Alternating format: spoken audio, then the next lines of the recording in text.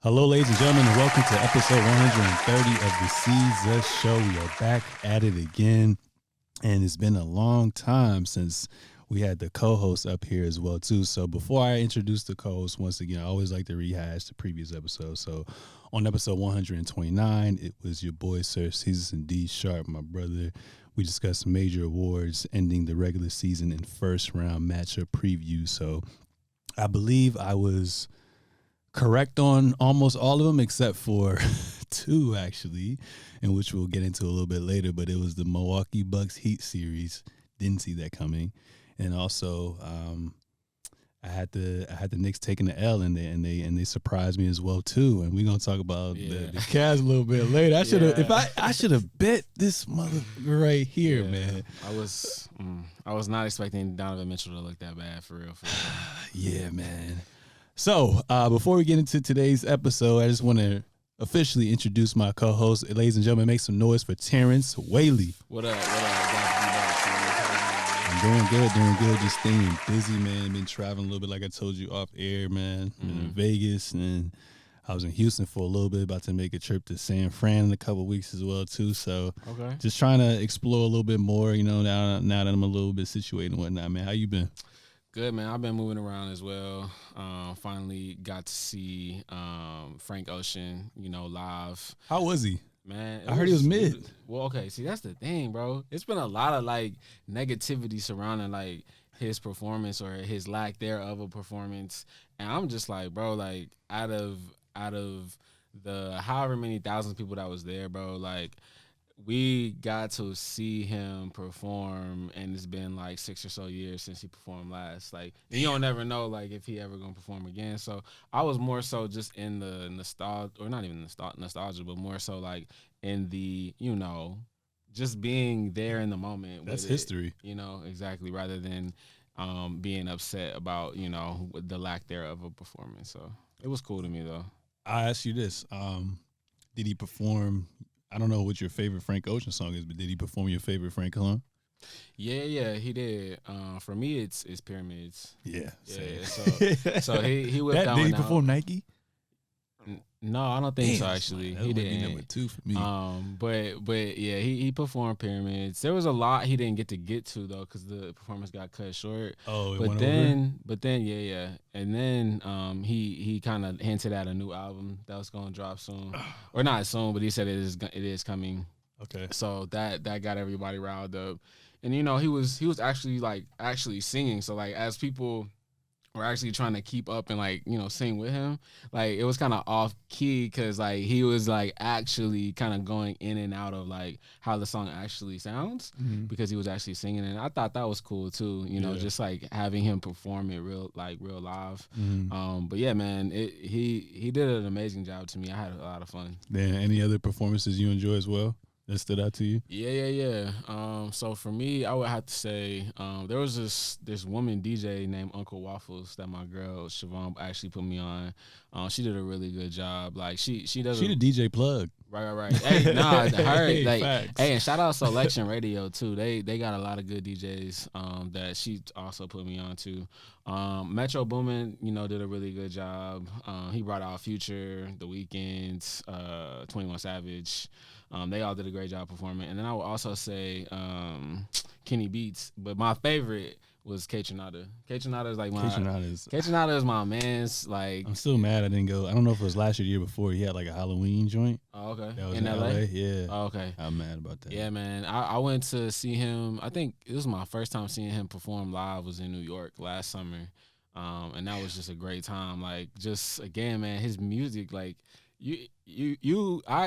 would pay to see somebody try to stand still, listening to his music, going to a performance. So it was a real cool, good time. And celebrating my girl's birthday. Her friends had a good time, so it was a good time all around. Dope. Yeah, one of these days I'll eventually make my way out the desert as well too. I always just get preoccupied around that time for some odd reason, but maybe I go next year. So if you plan on going next year, let me know ahead of time. For sure. And then I'll get that ticket. Where'd you guys stay? Y'all stayed at a hotel and all that? No, we actually just grabbed the Airbnb out in Palm Springs. Was public transportation crazy? No, they actually. So that's the great thing about Coachella when it comes to like versus other music festivals. Is like they're really organized when it comes to like the logistics of everything. So we stayed at an Airbnb that was like maybe 5 minutes from like ground transportation, which is like a bus that comes and picks you Oh, up, like a little shuttle. Exactly. It takes you to the grounds, and then you good for the day. You already there. So nah, it was real organized. Oh, that's dope. Okay, cool. Yeah. I like music. I've only been to 2 music festivals, Smoking Grooves last year around this time. Okay. That was just a 1-day event, and then Something in the Water. You heard of Something in the Water before? Yeah, in Virginia. Yeah, Yeah, that's Pharrell's joint. Right? Pharrell's joint. Yeah, I went to that. It was 3 days, but it's mentally draining. No, that and on your feet, man. Yeah. The feet. This. Did you have? Did you at least have comfy kicks on? I tried, but I was trying to get fits off. So. I know. I saw it. You were stupid. Yeah, thank you. But nah, so next year, like if I was to go next year, I would say I would be a very like my style would be like a very cozy like runner boy. Like I'd have on like sneakers that would definitely go with more so of a laid back style of not necessarily sweats or anything like that, but just like real cozy type situation. And I kind of already have it in my head how I would make it work. So yeah. So as soon as you told me that, I'm like, I'm just gonna wear a sweatshirt. I always have the the trucker hat. So what's crazy too is like it's hot during the day, obviously, because you're in the desert, cool at night. And then it gets cold at night. Like cold. Or well, like it's just breezy, real breezy. Yeah. So you just gotta be able to like be versatile with like what you bring to the grounds. That way you can prepare for that. And then once you get there, ain't no coming back until the last performance. Exactly. There's multiple stages. Yeah, they got like 6 or 7, like so 8 you gotta stages. Plan accordingly, like. And then you walking across the grounds when you're trying to go see another artist or another performance. So I actually had a better time walking instead of standing straight up. Like that's when you get your back and your neck and like all the pressures on your feet. Yeah. But like walking around isn't as bad. Yeah, that's cool. Okay, that's what's up, man. So Coachella 2024. We'll see how that goes. Yeah. All right. So before we get into playoff talk, just want to have a shout out to Ime Udoka. Is a new head coach for the Houston Rockets. Has a pretty short resume, but last year he was 51-31 as a Boston Celtics head coach. Has one finals appearance, and he has some young talent in Jalen Green, Kevin Porter Jr., Sengun, Kenyon Martin, Jamari Smith, and it looks like they're going to have a top 3 to top 5 pick this year as well, too. Obviously, we already knew he was going to get a job at some point. I didn't think it would be this soon, and nor did I think it was going to be a non-veteran-based team. What are your thoughts on Ime Udoka, finally getting another crack at it with everything he's kind of been through, and what's your expectations next year? Yeah, see, that was your last point was my point about like I would think it was going to be a veteran team type where like we saw a team like in the NBA that just needs like a new voice but has a really good locker room. Yeah.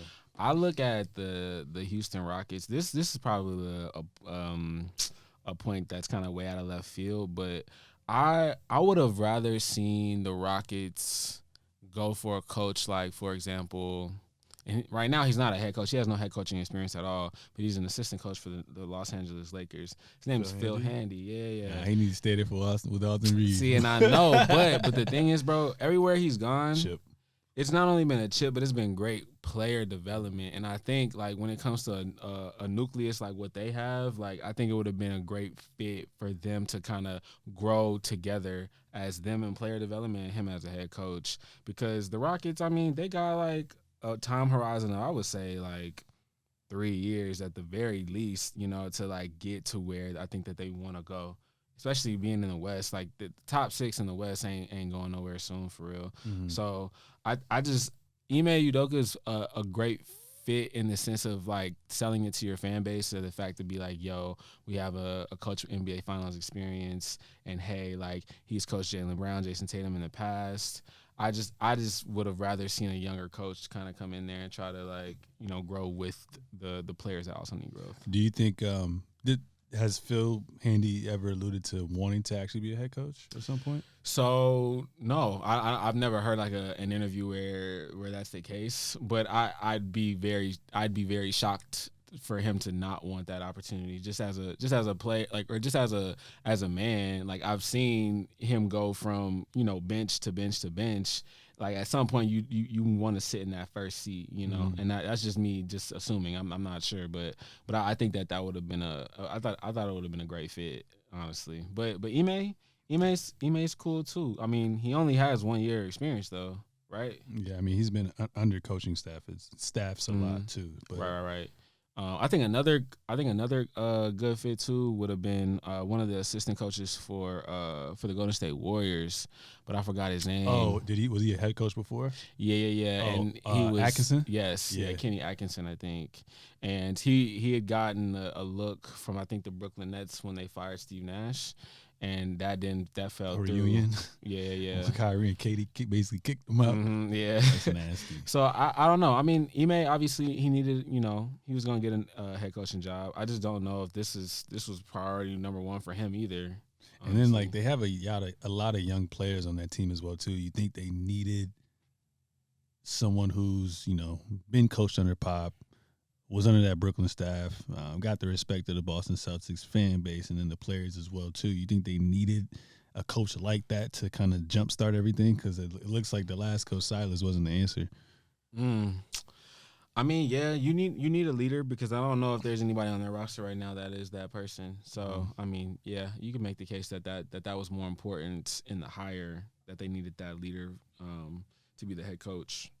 And then also, with him going there and like you said, selling that to the fan base, they're going to probably have a lot of salary cap space. So they can probably get some form of veterans to go there as well, too. You think because he's there now, they're more likely to actually sign some free agents to blend with the young talent? I don't know if that's ever been the case in free agency. Like, somebody, going ahead and signing just because Especially when the team has no promise. Yeah, that...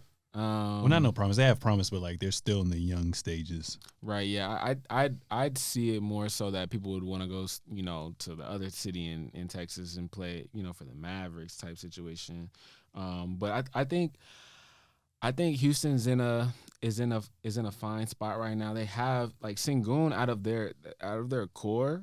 Sengun's the one that I think is the one that they're going to have to basically, like, Baby Joker kind of played through right. a lot of VHOs. That and just kind of like, I mean, that's perfect actually with the guards that they have. That they should play through him. But I did see the other day too that Jalen Green's on a trade rumor mill, like that they trying to trade him. That's just what came across on Bleacher Report. Yeah, that's crazy. Yeah. So I was like, I'm not sure how true that is, but that's what came through.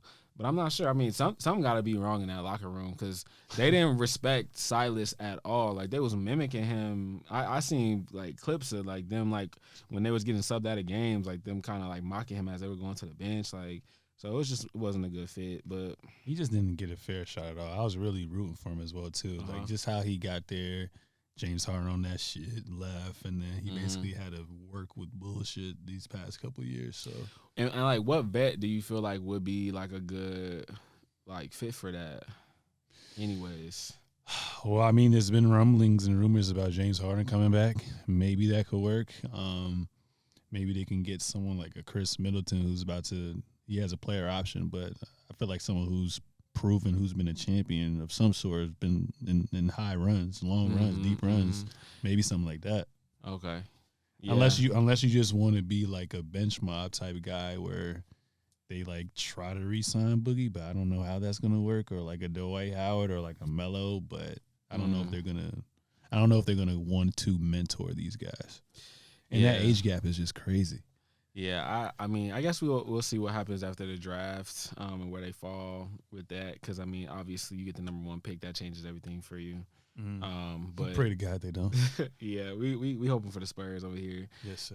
But yeah, I mean, I don't know, man. The Rockets are in a very precarious situation. I think they have good players. Like, it's just that they don't seem mature. And that in the NBA, more than anything, is what you need to win in the regular season, and then obviously in the playoffs. So, so yeah, we'll see. That's interesting, because last year, I'm pulling up their stats right now. With this past season, they only won 22 games, If you had to predict right now, like obviously we don't know what moves they're gonna have, what pick they're gonna get. Do you think they can win at least 30 plus games? 30 plus games. I think that's a little high. It's high. Yeah, I think that they still gonna suck next year. Yeah. I think like Ime is gonna come in and like change the voice in the locker room and things like that. You said 22 games. They won 22 games this season, so I can see them getting plus 8 more wins, at least 30. Who like if we're just looking at the Western Conference standings, who got 30 wins this year? Portland got 33. Okay, yeah, so that's my thing. Like Portland was playing hard ball all year long, and they struggled to get to 33. I mean, nah, man. I could see them getting like to. I mean, maybe they could get to 30. Yeah, you know. But that's the most they're getting. So no playing hunt. No. I mean, I'm very high on this draft. Like I think that this draft is deep.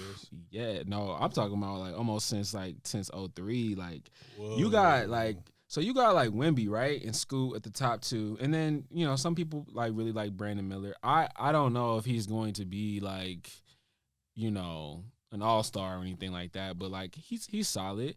But we're talking about like you know Imani Bates, right? Yeah. Okay, like that kid was like supposed to be like #1 pick 2 years ago or whatever. And they say he was a fluke. And like his game is crazy, like built for the league. Like you could drop him in any, like, you know, he gonna put points up. That kid is projected to be in like the second round, like available to playoff teams. You know what I'm saying? Like that. And then you've got like there's this other guy named like Jet Howard from Michigan. What's his name? Juwan Howard's son. Like he's a hooper. It's a lot of players and a lot of talent. 3-and-D guys. I feel like it's gonna be a lot of talent. And Houston, you know, they'll be able to get, you know, their pick of the litter from being a top 5 pick. But I think the best fit for them to change anything, like to get to like 30 and plus wins, they need a point guard. You know. So you think Jalen isn't a point guard? No, like the best that they could hope for Jalen Green to do at point guard would be to like what Devin Booker's kind of doing right now. Okay, but what if Seguin pans out like a Joker? Do you really need a point guard still? Yeah, I think you still need, because the Nuggets are playing well with Joker as their primary ball handler. And Murray's more so of a combo guard. Yeah, I think that they would still need like somebody like a Jamal Murray. Like I could see it if they drafted Scoot, like, you know, he'd be getting buckets kind of in the same. I also don't like having 2 undersized guards on the floor at the same time starting together. Mm-hmm. I don't like that. Yeah. And I mean, Sengun, man, you can make the case that there's gonna be times he might get played off the floor. You know, just defensively, you know, he's a cone on defense sometimes. Like, you know, Sabonis, we'll talk about later. Yo, wow, yeah, we'll talk about that later for sure. But yeah, I think they need a lead guard, a leader on the floor, a floor general, and Scoot definitely comes across that way. Yeah, you know. Yeah, I'm cool with him. Victor, or obviously Victor 1 for the Spurs. 2, obviously Scoot. You gotta go best available. I do like Brandon Miller though. I do like Brandon Miller. I think his upside can be like a PG type player. Just got to work on his handles a little bit. But his jump shot's pure.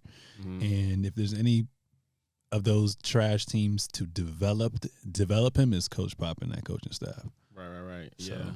This is gonna be a lot of. This is gonna be a draft. In my opinion, that we'll look back on and we'll be like, damn. There were like 5 All-Stars from that draft. You like Keegan Murray's brother? Yeah. I mean, shit. Yeah. To me, they're just like carbon copies of like Kyle Kuzma in a way. To me. Okay. So. All right. Cool. Moving on from that, man. I'm happy we didn't make no bets. Oh yeah. Clippers got eliminated. Ended up losing the series 4-1. It looked so promising to just start off the series where Kawhi showed you that he's still top 5. He's still him when he's available, but unfortunately he wasn't available.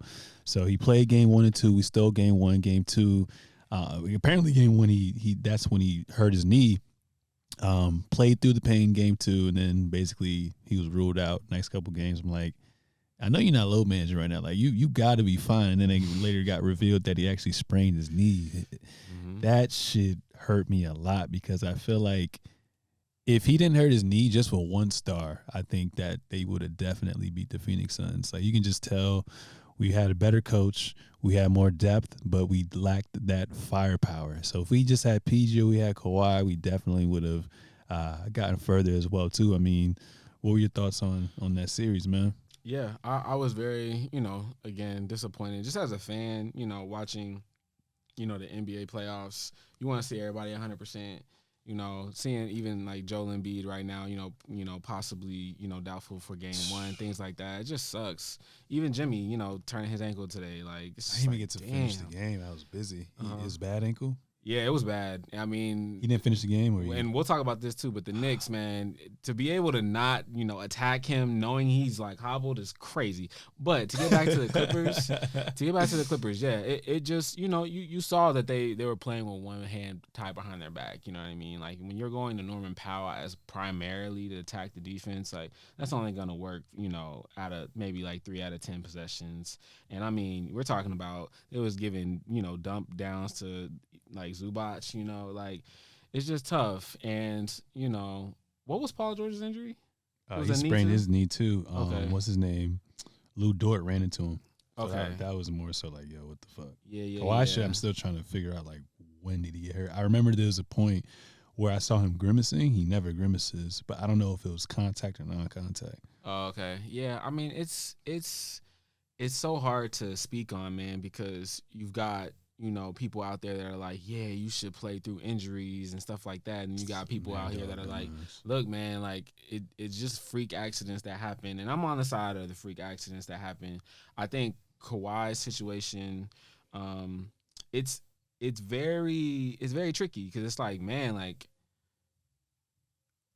as a fan base, right? As a Clippers fan base, like, how do you sell to them next year that the next thing won't, like, that won't happen again? You know what I'm saying? Mm-hmm. And like, that's my thing. As far as the series, like, yeah, the Suns got lucky. You know what I'm saying? You don't have to see the two best players on the team. It's definitely from a, it helps them from the sense that they're themselves aren't deep.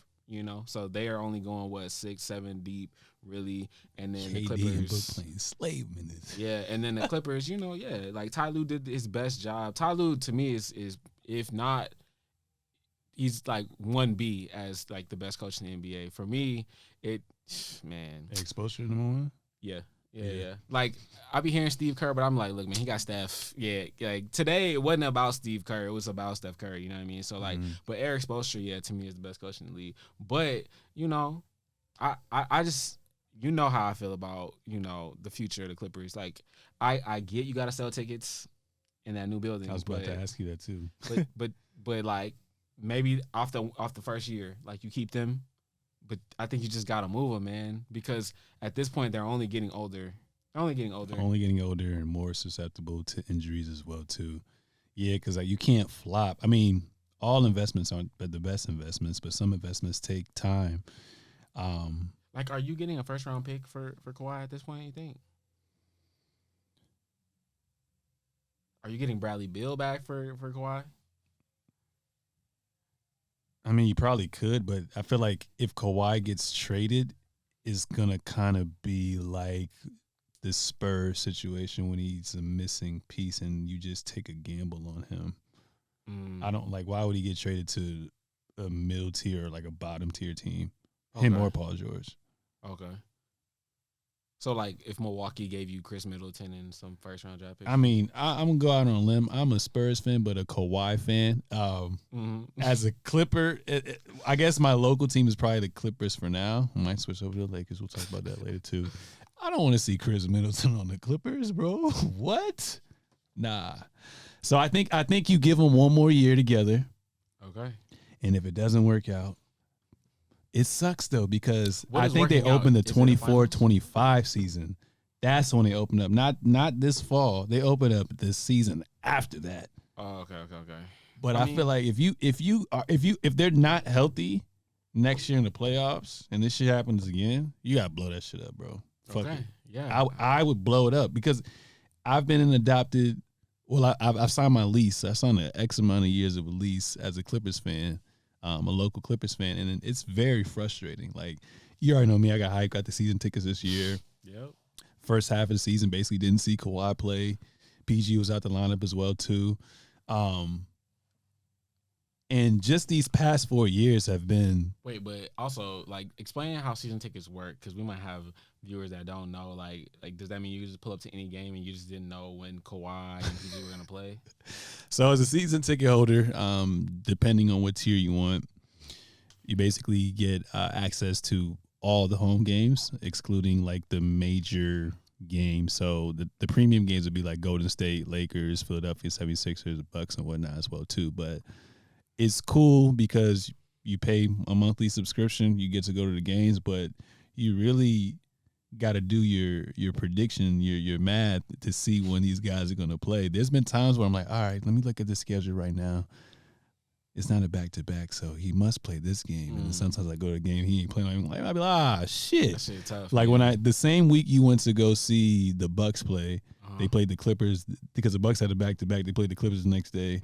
I was like, I timed it out correctly. Kawhi ain't play. Sick.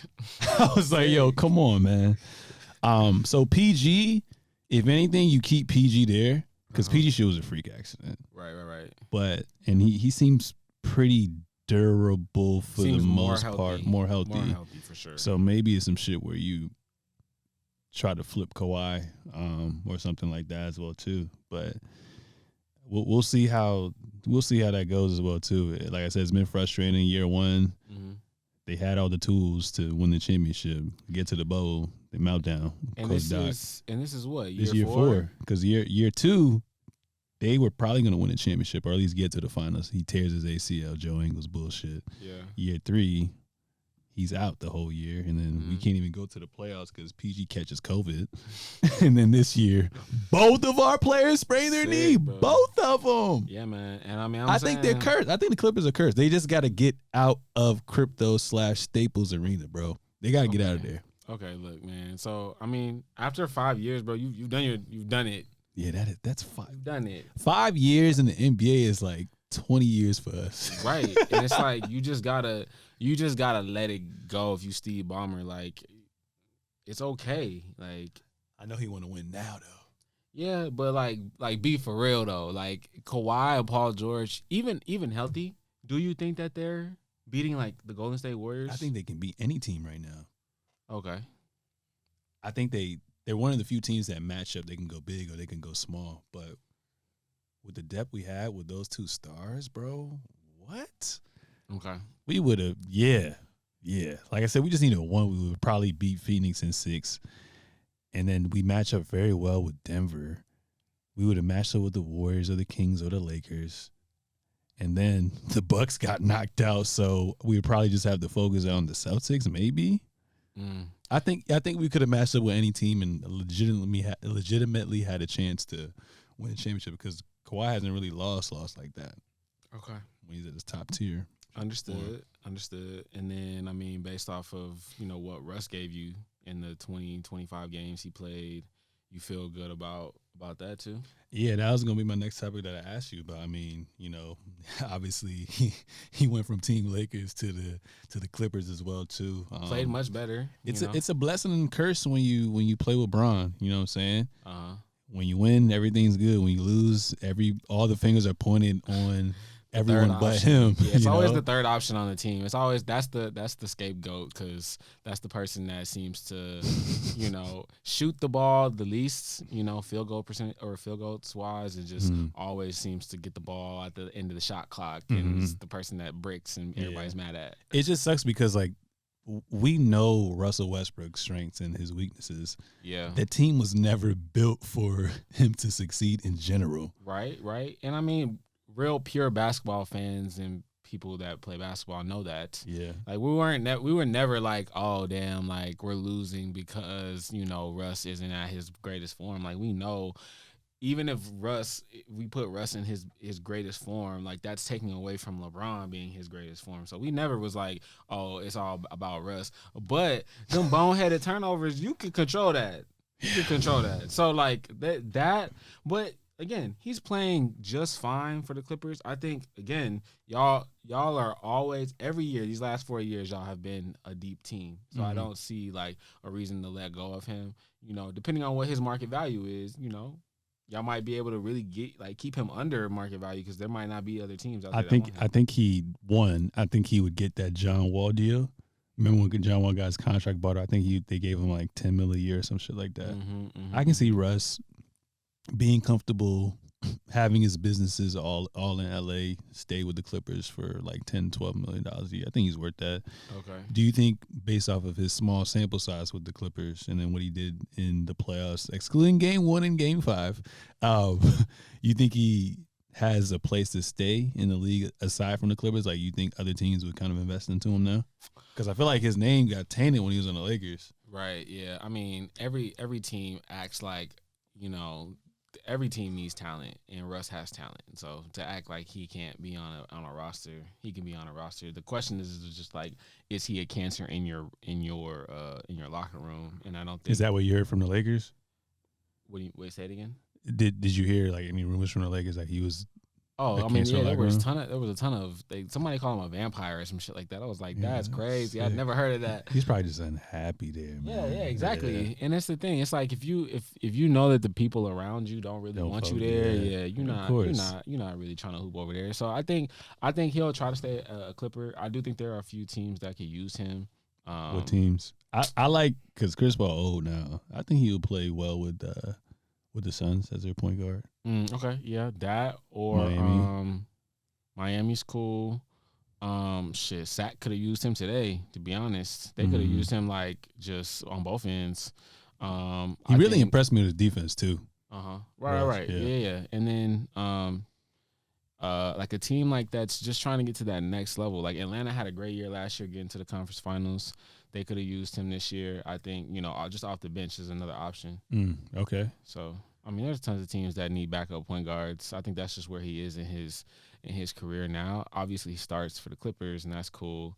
But I think if he were to go anywhere else besides Clippers, he'd be a backup point guard. Yeah, I like that. Okay, cool. So, is playoff Jimmy a thing? Like, do we just have to accept that it's a thing? I mean, his first round in the playoffs, averaged 38.6 rebounds, 4.8 assists, shot 44% from three and 60% from the field.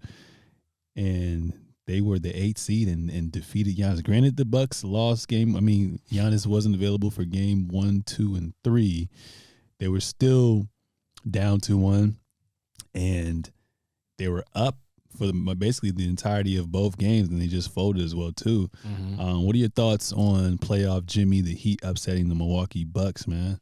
Yeah, I think it is a real deal. I think, Jimmy just, again, always plays with a chip on his shoulder. You know what I mean? Just like always wanting to be, looked at as maybe not a top 5 player, obviously, but like, in the same likes, I feel like, as, the Jason Tatums, the Jaylen Browns. Like he wants that respect, especially just in the Eastern Conference. And I think the way he played, just in the first round, that pass, the game 5, like the one to push it to overtime, that was crazy. The play when he dipped around and then caught it. Yeah, that was crazy, And I mean, I think Philly will never forgive themselves for just like letting him over even to buy or Ben or Tobias. Yeah, that's just bad business. That's bad business. You don't do that. And ultimately, like now from where he is right now in Miami, he is like, basically doing his best Dwayne Wade impression.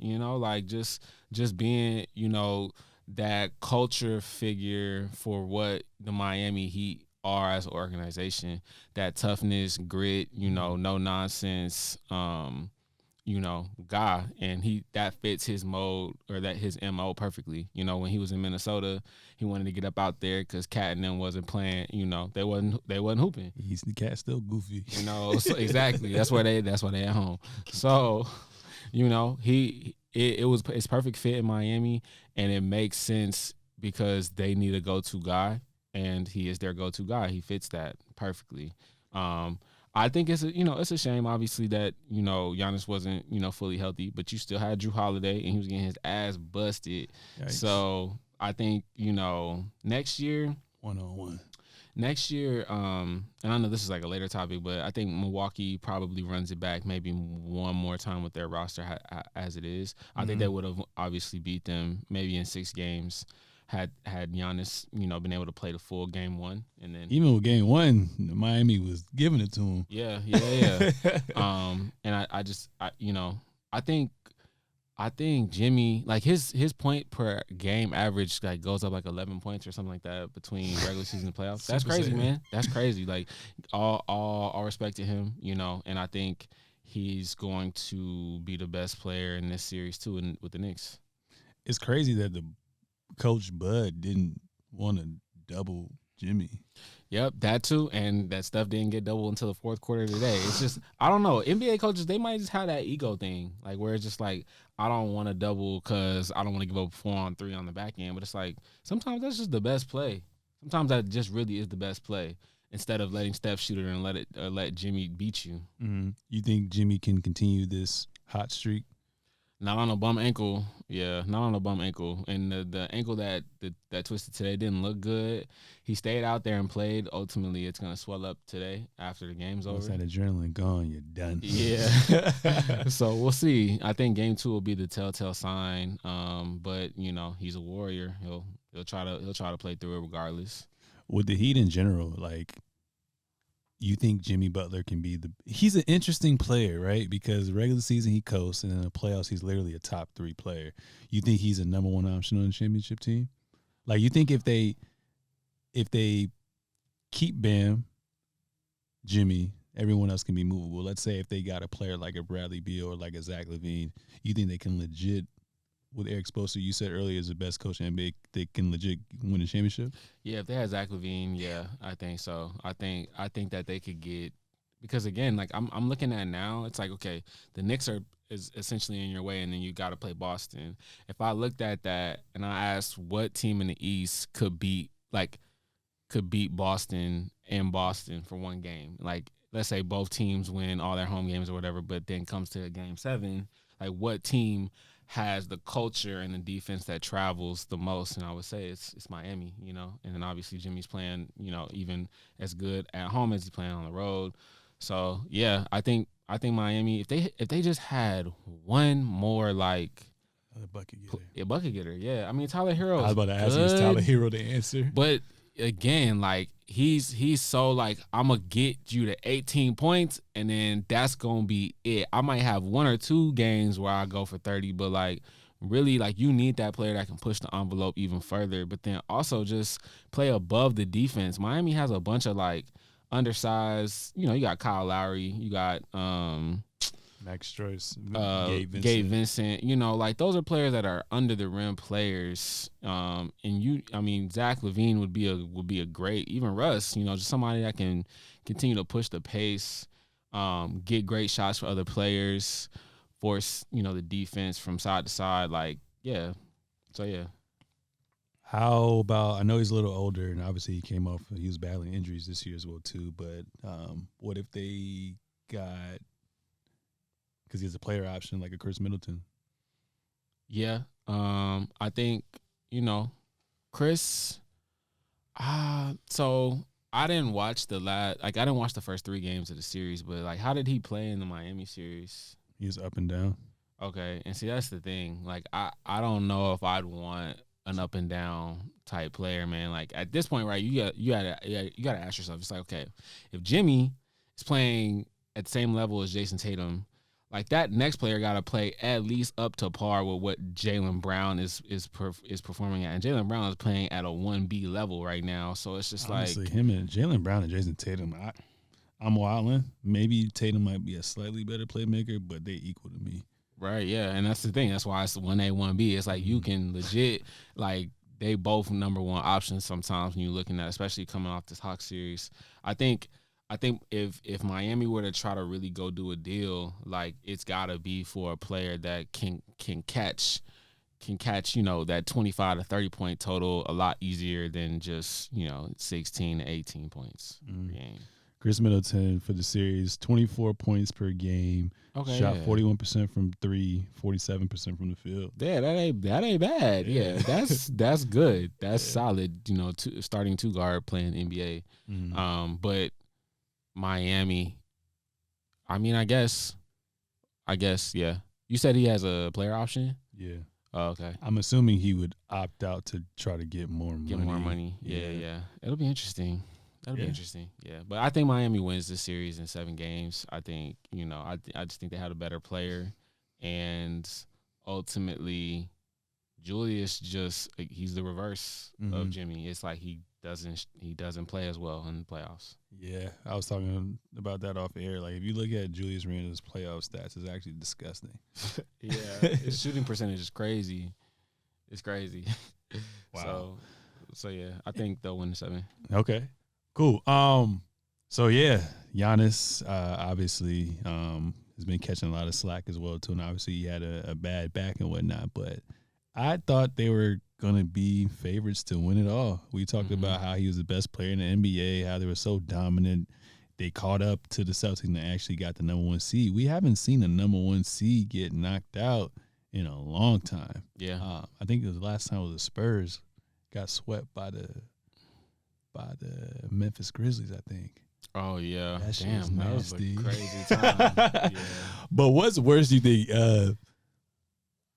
Giannis losing in 5 to Miami, or Dirk's MVP year when he lost to Golden State? I would say it's still Giannis, because to me, in my eyes, he's the best player in the game. So I think ultimately the what comes with being the best player in the game is always the expectation of chip. Especially when you're in your prime. So yeah, I would say Giannis for me. Yeah, that's a tough one, man. And it's like a lot of people on social media was kind of going down there like, yo, your path to the championship was kind of washed when you think about it. Going up against the Hawks, going up against the Nets with their 2 stars out. Yeah.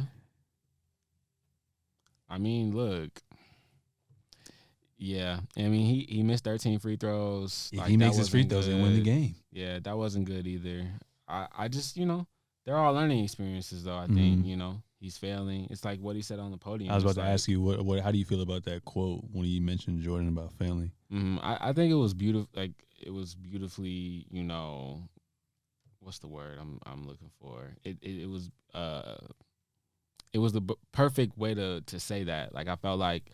A lot of times, it's black and white when the media, puts out the story about, you didn't meet expectations, you didn't play your best.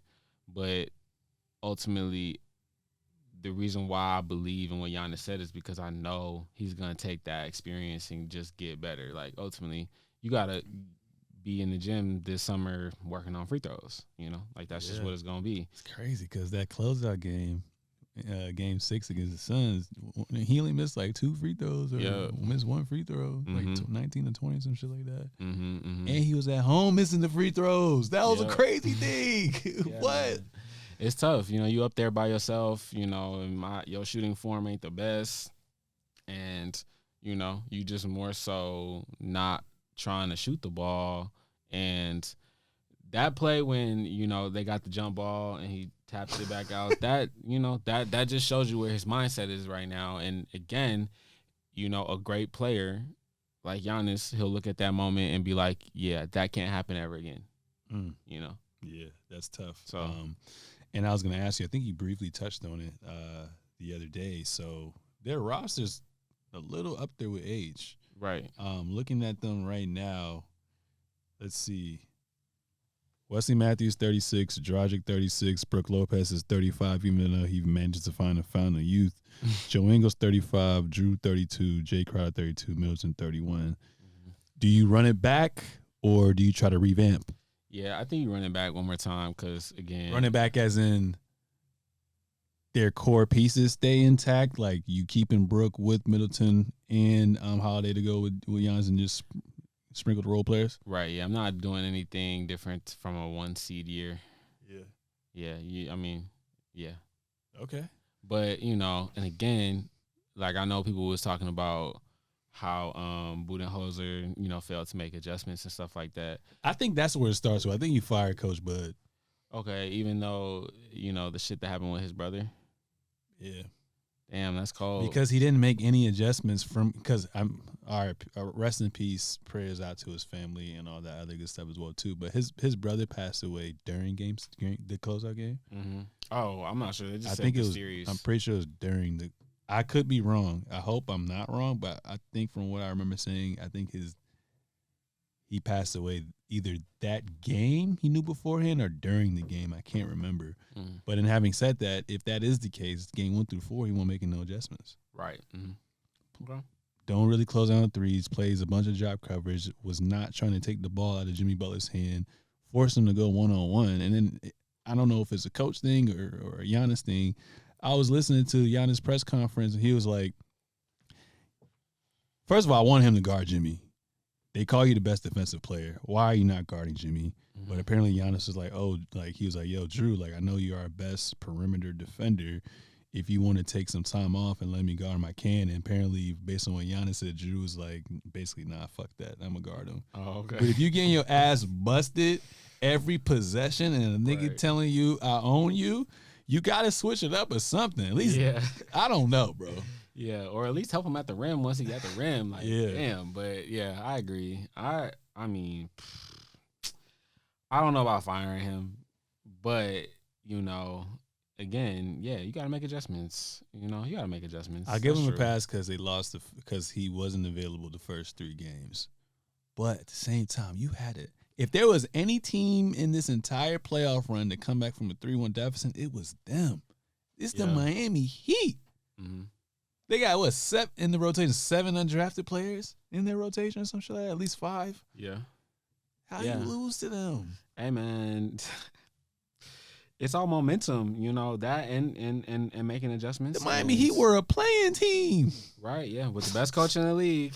Best coach in the league. But, not having your best player virtually for game 1 and 2, that gave Miami all the confidence that they needed to just stay in the series. That's crazy. That's crazy. So I don't know. I mean, but yeah, I'm not breaking up a 1 seed team at all. I'm gonna resign everything, and then you can look at doing what you need to do after next season. Okay, cool. Just Game 7 just passed today. Kings Warriors, amazing series. I didn't like the ending, but it was an amazing series to say none the least. The final score was, I think, 120-100. Steph Curry may have had the best Game 7 performance of all time, 58-6 as well. What were your thoughts on that series, man? It was definitely the most competitive series. I felt like it was also the series that had the most adjustments, if you will. I felt like both coaches, were dipped their hats in, just a strategic, game planning. Obviously Draymond comes off the bench after they get that, I think, Game 2 win. Who, the Warriors? Yeah. They got Game 3, no. Whenever he came back from the suspension. I thought that was like Game 3. They won Game 3. They won Game 3 and 4. So the Kings won Game 1 and 2, and then, the Warriors won Game 3 and 4, and then the Kings won Game. And then, that unlocked things for them. And then, ultimately, Mike started playing Terrence Davis instead of Davion Mitchell from Game 6 to Game 7. I think that was a mistake in Game 7 today. Watching Terrence Davis on the floor instead of Davion Mitchell guarding Steph Curry, I thought that was just a horrible coaching decision from Mike. And I thought, ultimately Davion was still giving enough offense to be on the floor and be okay and be playable on the offensive end. But yeah, it was definitely the most interesting series, and I thought, Sac obviously was, the Cinderella of the season, but they let me down today. That third quarter was horrible, and Domantas Sabonis, I mean, bro, you're an all-star. You got outplayed by Kevon. He was voted top 5 in MVP. No, I didn't know that. Yeah, man. I mean, I know point forwards, like you're at the elbow, you get the ball, and you're supposed to look to, cutters and everything like that. But I've never seen a player for multiple possessions get the ball at the elbow and be looking to pass with his back to the basket with the other player literally 5 feet away from him. Like all you have to do is reverse pivot, look at the basket, and shoot it. And shoot. he don't want to do that. You're playing 4-on-5, and it was the most frustrating thing to see. Even in Game 7 today, like your team needs you to put buckets up, and you just want to like like for example, Draymond does a great job of this. Like Draymond will get the ball, and he'll fake like he's about to hand it off, and then dribble. He could have did that. He ain't that quick though. Well, he didn't even need to be that quick, really. I'm talking about just like literally just fake like you about to do something, take 2 dribbles in and just lay it up, man. Like it's crazy how he never switches up his tendencies at all. You know, that's probably why that's probably why the coach made that adjustment. Yeah. And I mean, Trey Lyles played a great Game 6. That was a great adjustment too by him, you know, to give him more playing time. But I think the Terrence Davis playing time today really, really cost them. It really, really cost them. Davion Mitchell should have played more. You do not let Steph just get to 50. You can't let him get to 40, you know, and I think he did a horrible job allowing Terrence Davis to defend him one-on-one the entire game. Kevon Looney's another MVP. Yeah. Those I would if you would have told me going into the series that Kevon Looney would be more impactful than Sabonis, I would have been like, what are you smoking? Yeah, man. 3 games with 20-plus rebounds. Yeah, I mean, and defensively completely just guarded the rim the way that they needed to, pass the ball the way that they needed to. Wasn't really expecting him to, like, have multiple assist games like that. And, you know, right now they look good. I would not take them against the Lakers. Obviously, you know, we'll talk about that a little bit, but I think ultimately the Warriors got lucky today in the sense that, like, I think Mike got out coached. He got out coached. Also imagine if Harrison Barnes hit that tray in Game 3. Oh, yeah. But I don't never expect Harrison Barnes to hit no jump shots in the playoffs. He proved why the Warriors got KD and got Ooh, man. His coaching staff lost confidence in him. He lost playing time. Mm-hmm. So, yeah. But it was the best series for me in round 1. It's crazy because, like, if you don't have League Pass, if you're not a Kings fan, you're not watching the Kings play. Mm-hmm. De'Aaron Fox, that boy a dog. Yeah. And that was another thing that disappointed me today too, was his performance. You know, I think his finger wore on him. I mean, possibly, but again, it goes to, like, especially once he got in foul trouble today, it was just over from there. Right.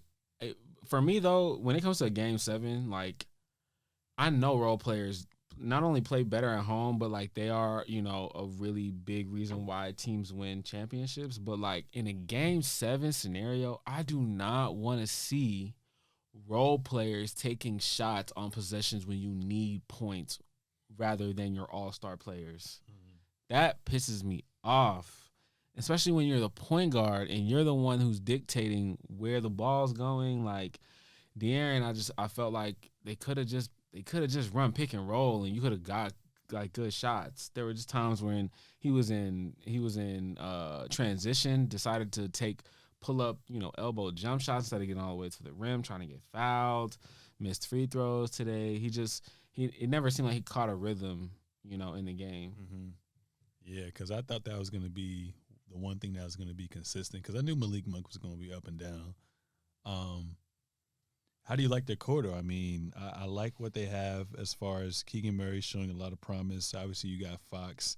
It looks like Lyles may be there long term, and then you got Davion Mitchell, that dog off the bench. Mm-hmm. You think they can be a top 3 type of seed again? Possibly. Do you get rid of Sabonis, or you just if anything got revealed today, he's a 4. Yeah, but it's like he don't shoot the ball, so it's like you're gonna have to keep him at center. Yeah, I don't think they'll get rid of him just because he's a small market team, and they're not gonna. I don't think they would get anything back in the trade that's better than what he has. But I mean, the one thing that I don't like about their core is Herter though. He looked horrible the entire series, and he's supposed to be the floor stretcher to make space for everybody else. Malik Monk outplayed him the entire series.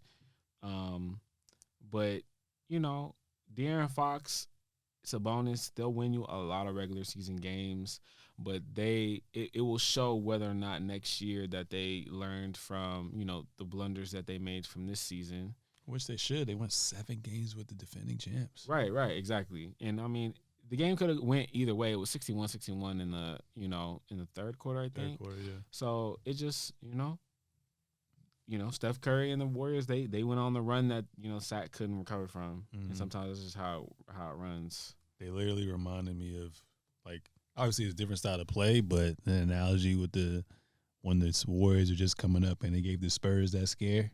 Mm-hmm. So who knows what happens next year? Would you do a crazy trade like this? Because I just don't think Sabonis is the answer for them. I mean, like, he's a good player, but it's like, what is he really doing to impact winning at this level, especially in the playoffs? Like, who can you replace for him as well, too? Okay. You literally just do dribble handoffs. Right, yeah. And get you rebounds.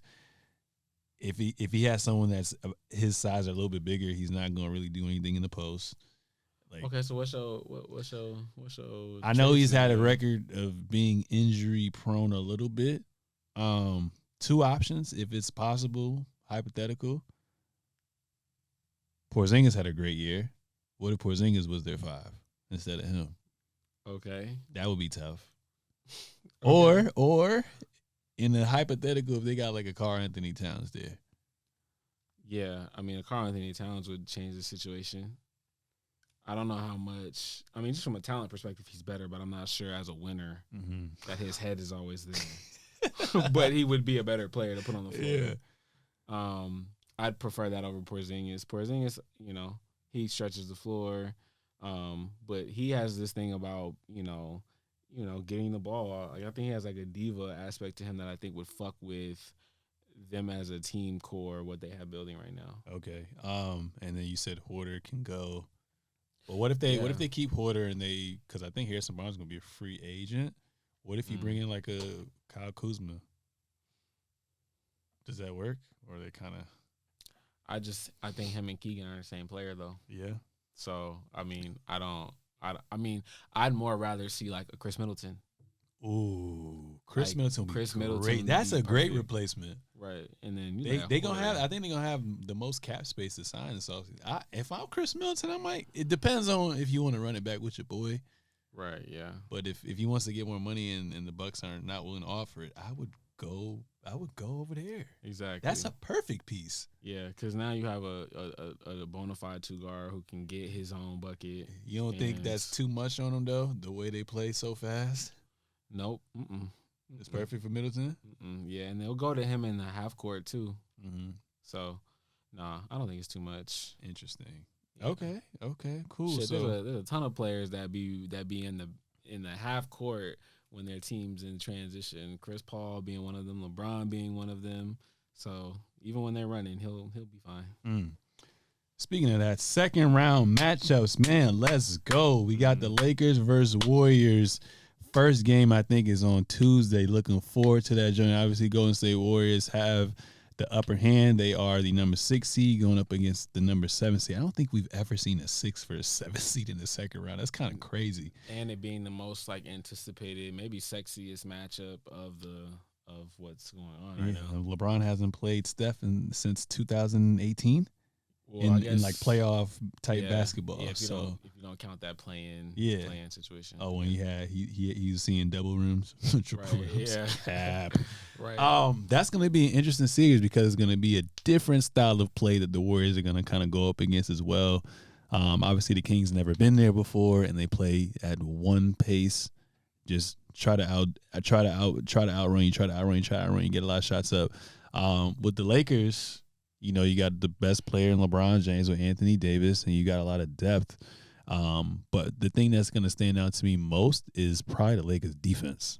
Right. I think off of their defense alone, they're definitely going to bother the role players. And their depth is better as well too. I like their depth as well. Who you think is going to start off guarding Steph Curry? Vanderbilt?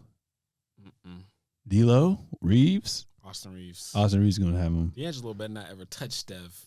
He better not ever touch it. I think D'Angelo can get away with guarding Klay Thompson.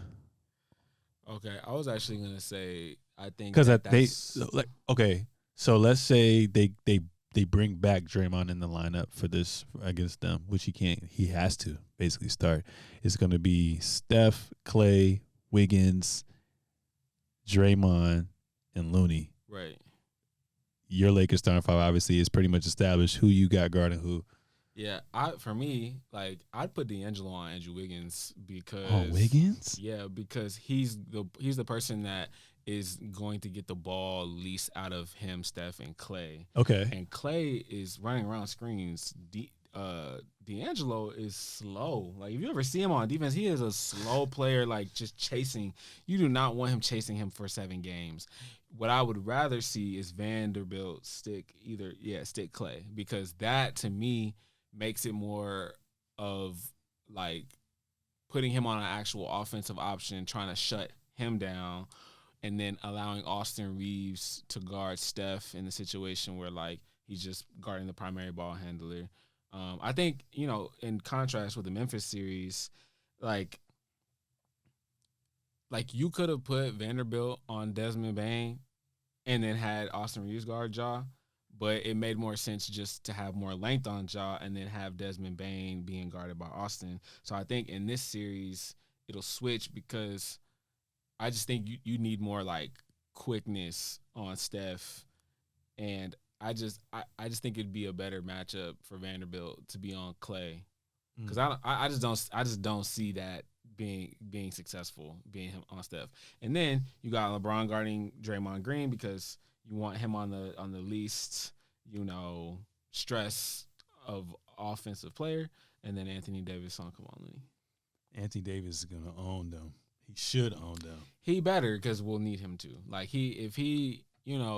this series will obviously be a lot different for him defensively than it was in the previous series, because Memphis wanted to operate in the paint, but obviously Golden State operates from the perimeter, so he won't have I don't see him necessarily having 5 blocks or whatever a game the way he did in Memphis, but he'll still dominate the paint. He'll still make sure that whatever's at the rim is being erased, and he'll need to get buckets on the other end, because I think, that's the thing. If they start Kevon Looney and Draymond Green, Draymond can't guard Anthony. Like, he would have to guard LeBron in that situation, because Kevon Looney ain't sticking LeBron James.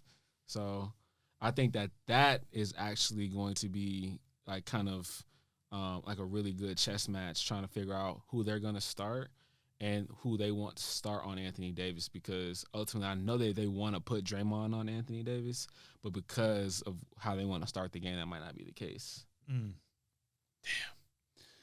Yeah, it's gonna be a tough one, because you're coming from a series where everything's kind of predicated on Ja's ability to get to the paint and kick it out to his open shooters.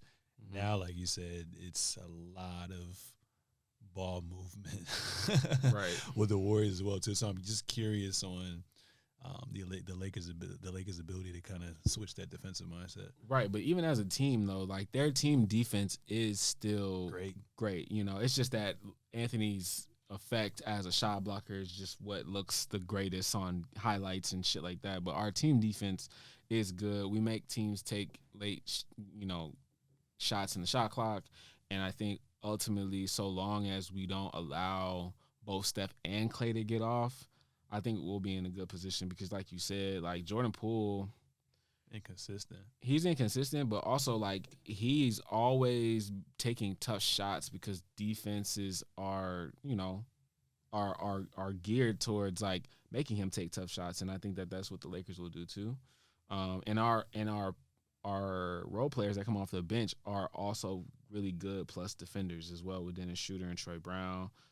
So I think no matter what, we'll continue to put the defensive pressure on them.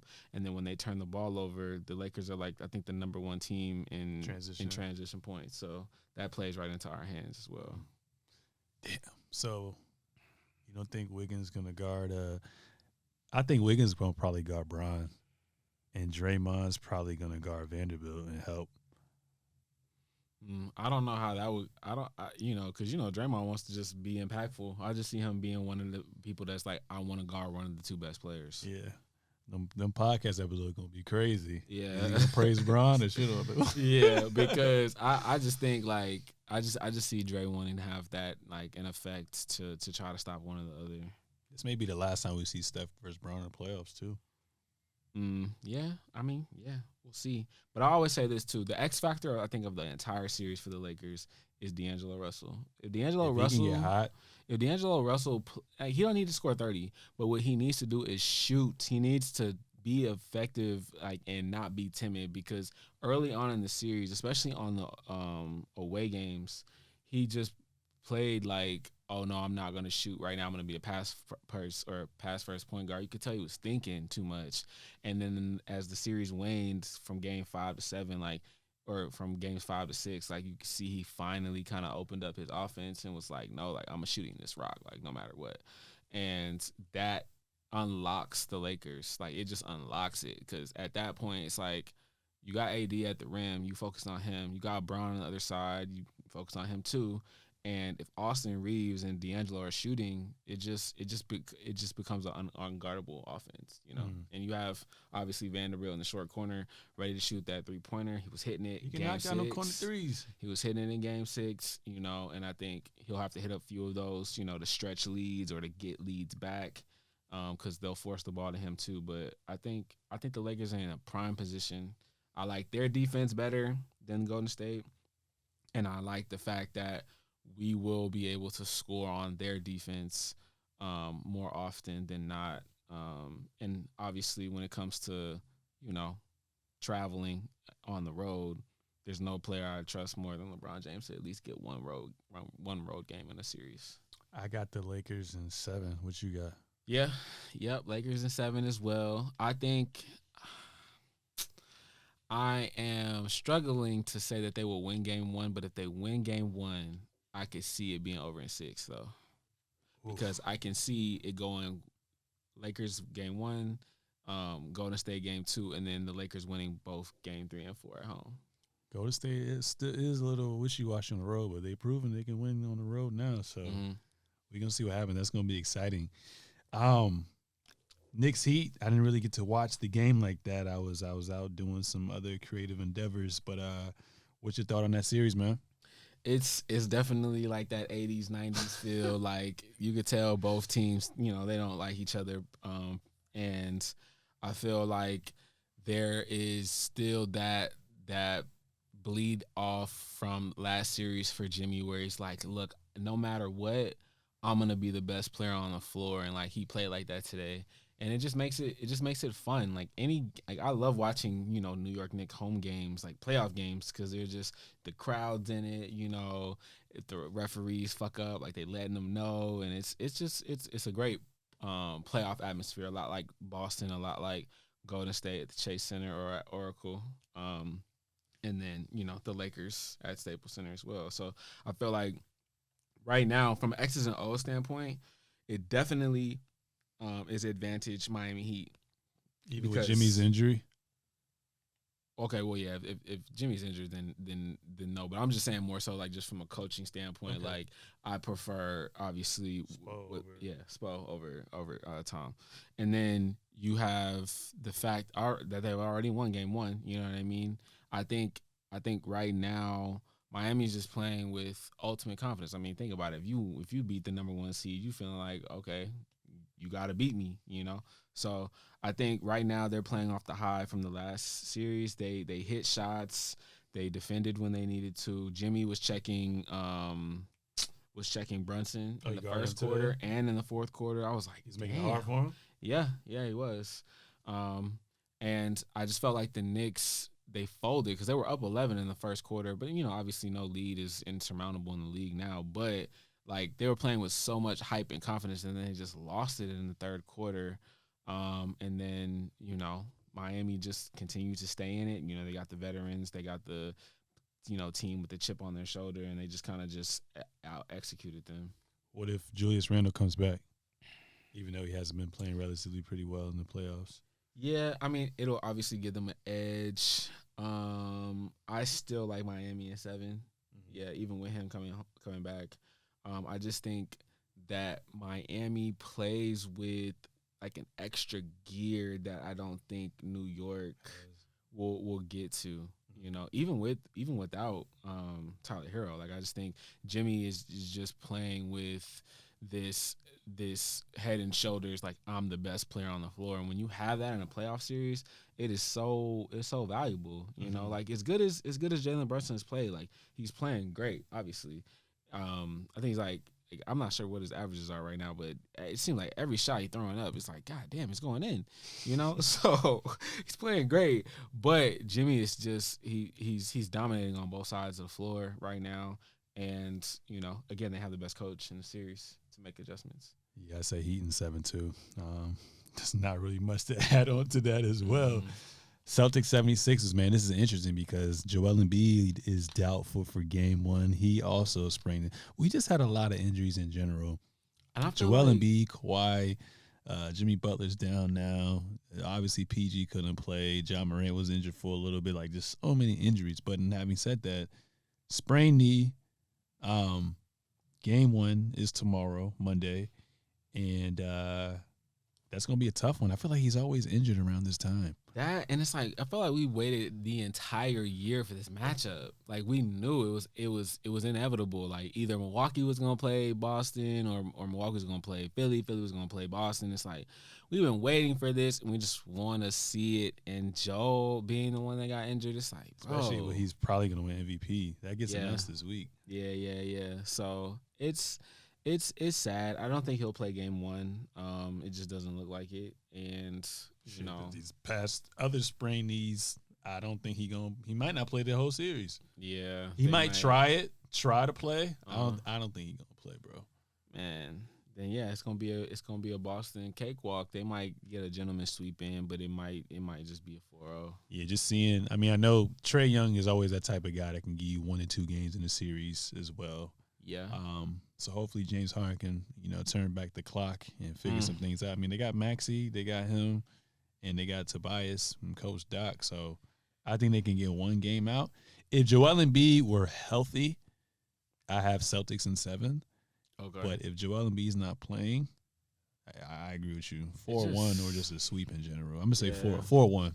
Because Celtics be goofy sometimes. Oh yeah, we know that. We know that. So I got them winning 1 game, but you got Jaylen Brown and Tatum to bother James Harden. That's gonna be tough, man. James Harden, he's a great playmaker now, but he really lost his explosiveness, dog. Yeah, like a lot of his shots are just contested threes now, dog. Like. 1-on-1, he's not blown by no one no more, so he's not as effective and he's not drawing fouls like that. So his game is kind of ugly to watch, dog. And it's sad, bro. It's like I be saying the same thing about LeBron. He lost his first step since the. But at least LeBron is obviously he's bigger, but he's developed a skill where he can score in any type of way. James Harden never adjusted his game from a scoring standpoint. Yeah, no, that's true. I mean, yeah, I it just took all the air out of the series, bro. Like, why, Joe? What you doing, bro? Like, damn, Joe, big ass. Was it a freak accident? No, someone fell on his knee or some shit. No, it was like he was going up for like either a layup or like a dunk or whatever, and Cam Johnson kind of like just like slid underneath him. Some bullshit. Always this bullshit happening, bro. It's like because he had a sprained knee last year. I mean, something like that. It's always either the knee or some MCL like situation every year, like in the playoffs. I think it was only 1 year where he was just like completely like fine. That was probably Toronto year. Yeah. And I'm like, damn, bro, like get it together, bro. Like no, last year was his face, right? Yeah, because he had the mask on. And then the year before was his MCL. Damn, man. Yeah, that was gonna be a cool series. Like obviously, because no one had answers for Embiid. Yeah, like Embiid could have probably won them the series on some Jimmy shit. Yeah, man. And I just wanted to see Boston, have to sweat a little, Yeah. They sweat a little bit against the Hawks, just a little bit. Yeah. And they just turned the switch on. Like, all right, let's stop playing around with these. Yeah, I was upset too about that game 6. I felt like Trey let him down too, but yeah. So you got gentleman sweep. Yeah. Yeah, I got gentleman sweep as well too. Mm-hmm. And in the last preview, Suns versus Nuggets. Nuggets already are up 1-0, 125 to 107. I love KD. I love Book. I know he don't like Book that much as well too. I but love it. y'all beat the Clippers on some floppy bullshit. So I'm going for the Nuggets right now. I just think Malone is way better than Monty. Monty's not even playing his bench. He's not playing Terrence Ross. He's not playing. I would still try to play campaign just for the pace. And he's not playing. Who's the guy? TJ Warren either. Mm-hmm. You might have to not play Biyombo for the rest of the series and just let the other white boy get some minutes because that shit is terrible. Oh, yeah, man. I mean, honestly, I love seeing Kevin Durant fail. I'm not gonna lie to you. Yo, I love seeing it. I think like, they're just playing faster. Like Denver they're playing faster than Phoenix. And it's just so predictable what Phoenix is trying to hit you with, and you just gotta be able to withstand like their offensive firepower. And if you can do that by having a great offense yourself, which Denver has, like you'll be fine because you're gonna carve up their defense. Like if Kevin Durant really is like your last line of defense from like protecting the basket over a 7-game series, like that is going to like you'll be fine. Like Kevin Durant over a 7-game series is not going to deter you from the basket every possession. So you'll be fine. And Jokic, like what I saw from him was just like a very like laid back, relaxed game. Chilling. He not soft, exerting like any like energy. He just out there free flowing, playing, like not getting knocked on his ass or nothing like that. He just out there hooping. So yeah, dude. Coaching edge goes to them. Depth also goes to them. Mm-hmm. And you could argue they got the best player in the series as well, too, with Joker as well. Yeah.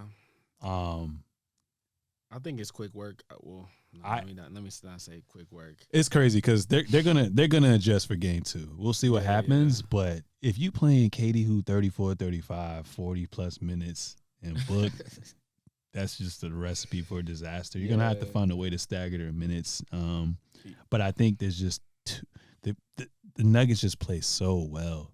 They kind of went away from picking on Joker early on in the game. They went away from that, so I think they're going to do that a little bit more, but they got to play their role players or else they're not going to have no chance. It looks like Coach Monty's another stubborn type of coach as well. Mm-hmm. Hey, man, that shit might be 4-1. I was just about to say, that's why I said quick work. I was like, the way their defense looks, I'm like, yo. I know it's one game, but like, yo, I think the Nuggets are going to win in 5 games. Yeah, I wouldn't be surprised at all. I mean, what's going to be telling is obviously games 2 and 3. If they get them out the way, like in game 2, like I'm just saying, like what is the leadership right now for the Suns? Like as for Chris Paul, like I know your voice holds a lot of weight, but at some point, like niggas probably stop listening to him because I mean he ain't the same. You know what I'm saying? So like ultimately, you leaning on Devin Booker and Kevin Durant to be your leaders in the locker room after scrapping this roster together. After the trade deadline, and yes, Kevin Durant's won. Like they were like what 8-0 or 9-0 like since the trade or whatever when he was in the lineup. But like ultimately, like playoff basketball, like you gotta have depth to like stay in series, especially with a team that runs and runs their offense as fast as Denver. Like you cannot be out there with a bad defense and then expect to just score with them, which is what I think that they thought when they made the trade. Like I felt like they just thought, okay, we're gonna have a bunch of offensive firepower, and that we'll be able to just worry about defense when we get to the fourth quarter or whatever. But the game was out of reach in the third, so it's just like I don't know what Phoenix can do to beat Denver. Like I don't know like what game plan they can put together to be like, okay, like this is what we're going to do to beat them 4 times. Damn, yeah, that shit sucks, and like they don't even have no one to guard Jamal Murray. Like their best shot was Okogie, but he can't. You can't play him on the floor because he can't shoot. Right. And yeah, I mean, I just, I'm speaking from a tainted view. Like, I'm a hater when it comes to Kevin Durant because I was just there's too many years where people was trying to say he was so close to LeBron, and I was just like, yeah, I'm not. They're just two fucking with different him. type of players too. So it take what I say with a grain of salt, but I definitely don't see Phoenix beating them even twice, honestly, because I think Denver will get play just as well on the road. And Phoenix is they're not a modern day team. They don't get up threes like that. Like if you just gonna stick to the mid range and get 23s a game, don't turn the fucking ball over. They had like 16 turnovers last game. So if they can limit their turnovers and try to attempt at least 33s and 8 and just has to be a force, maybe they have a chance. And he started the game really well. You know, he got duck ins and stuff like that. But I think it's a win when whoever else is when the ball is not in Devin Booker and Kevin Durant's hands. It's a win. You know. So. Damn. So I say 4-1. Yeah, wouldn't be mad at that. I'm gonna say Nuggets 6. tough, man. I'm gonna say 6, so I'm Out not of respect. disrespectful. But I'm gonna say 5 and 5. Yeah, but 5. Under the table, I'm agreeing with you. Under the table. Damn, that's a tough one. Yeah. Real Rapper Cap, there's a couple up here. Real Rapper Cap, the Clippers would have beaten the Suns with at least 1 star. Real rap. Real Rap? Yeah, I give you that one. I think Kawhi ultimately, keeps them within, the game till the fourth quarter, and then, ultimately y'all's defense and their lack of defense gets y'all where y'all need to be to win most of the games. Yeah, I say Real Rap as well too. You just needed someone to help offset Devin Booker and Kevin Durant. And like I said, we had the best coach, we had the depth, and then even with the sample size with Kawhi not playing, every game was relatively pretty close. So Real Rap or Cap, Dylan Brooks will be back in Memphis uniform next season. He's an unrestricted free agent this offseason. Cap, I think that they're gonna do everything in a possible way to go get OG Anunoby from Toronto. Crazy. I said that too to my friend today. Mm. I said if they would have had a player like OG, they would have been fine. So Real Rap, yeah, Ja, you got your core with Ja, Bane, and JJJ. Mm-hmm. If you can get like an OG, that changes the game. Mm-hmm. Okay. Real Rapper Cap, James Harden will have at least 1 vintage performance versus the Celtics. Cap, I think, I think where James is now is just 22 points and 10 assists, and that's fine. I don't ever see like another like we talking about like a 35 and 12 situation. Nah, I don't see that. Yeah, as much as I love him, like I said, because of the athleticism that went away from him and the rule changes are not favored in his way anymore, I'm going to say Cap as well, too. I mean, I might see like there might be a 25-point game night, but that's just going to be off of threes. Mm-hmm. Like, he really can't create separation. Now you're going against motherfuckers in their prime with Tatum and Brown and Marcus Smart there. Brogdon. Yeah, that's dead. Yeah. Real Rapper Cap, Ime Udoka will take the Houston Rockets to play in contention next season. Cap. I mean, think about the teams that just weren't in play or playing contention this year. You have Dallas Mavericks; they'll be back. Portland, I believe in what they have at some point to get into playing contention. I just don't see the teams that be at the back of the West that they will get to that quality of team. Okay. Real Rapper Cap, was Jimmy Butler the best player in the first round? Yes, real rap. He, I mean, you're 8th seed and you beat a 1 seed. You scored almost 100 points 2 games. Yeah. you were the man. I mean, close second would in my eyes would be Steph Curry. I thought you were gonna say Steph. Yeah, I would say that. Yeah, I'd say it too. You were a play-in team. You could have been the 7th seed. You let the Hawks beat you. Got the 8th seed, and then you beat Giannis when everyone thought they were the favorites. Definitely. Last but not least, Real Rapper Cap, with no Embiid. No Embiid. Is Doc Rivers on the hot seat this year? How long has it been in he's been there? Like maybe 5 years or something? With them? Yeah. This is year 3. Because the first year was with the Clippers. Yes. Okay. Yeah, I would say real rap. He is on the hot seat. Just because there's somebody has to be a scapegoat. You know what I'm saying? Mm-hmm. Somebody always has to be a scapegoat in the season where you're supposed to have high expectations. Even though that everybody knows Joel Embiid got hurt, they'll try to make a change. I think just like how they tried to make a change with Brent Brown, they'll probably do the same. I'm gonna say Cap because Joel Embiid's hurt. They're gonna just try to run it back and see if James Harden can resign and try to flip him for something else as well. And that's why I was so surprised that he made his decision so fast. It just seemed like he's probably just looking at it like, I don't know if I can win. I don't know if I can meet the expectations. So let me just start young because the league is going younger now. We got Memphis, we got the Kings, we got all these other players and teams that are young. I feel like with his style he wants to bring, he just didn't match the 76ers style. That's fine, but think about it like this. Think about if you have a bad tenure at the Houston Rockets. Now people know you as the coach who couldn't get the Houston Rockets core to where it needed to be and the guy that fucked some VP's fucking wife or whatever. You out the league. At that point, you done. Now you coaching college basketball teams, recruiting niggas. You know what I'm saying? Dead ass.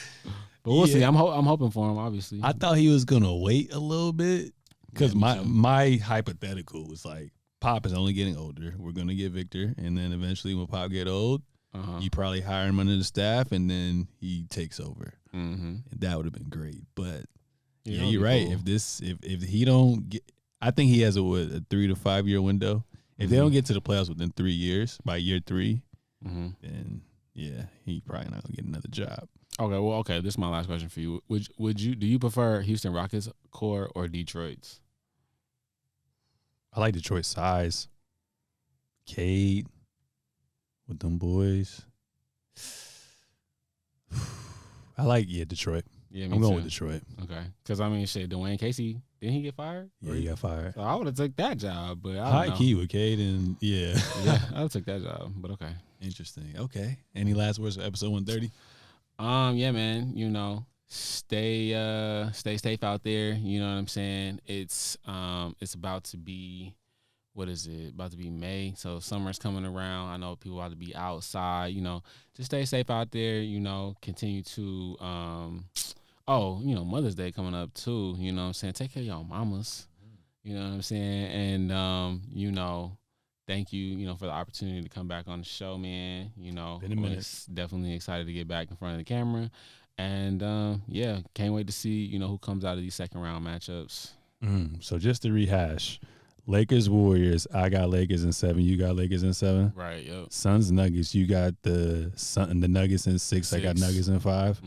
Knicks Heat, we both agree Heat in 7. Right. Celtics 76ers, Celtics in 5. 4. Damn, 4. Yep. You heard it here, ladies and gentlemen. That was episode 130 of the Seezus Show. Make sure to subscribe on all forms of social media at the Seezus Show, at Sir Seezus, at Terrence Whaley _. We out. Peace.